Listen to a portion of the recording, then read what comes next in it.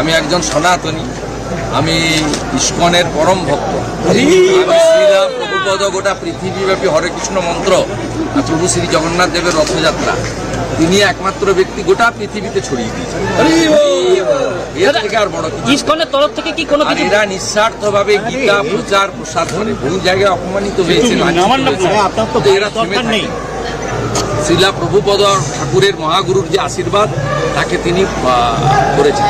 আর আমার সঙ্গে আমাদের অনেকগুলো নাম হট্টে আমি বছরে 3 বার রাধা মাধবের অভিষেক করি, এক দোল পূর্ণিমার দিন, এক জন্মাষ্টমীর দিন, আর জগন্নাথ দেবের রথযাত্রা চলাকালীন। আমার সঙ্গে ভক্তিচারু মহারাজের বিশেষ সম্পর্ক ছিল। তিনি যখন মেদিনীপুরে যেতেন আমাকে ডেকে পাঠাতেন এবং একসঙ্গে আমরা প্রসাদ দিতাম।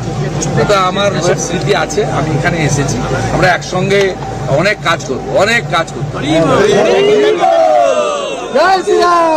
সঙ্গে যোগাযোগ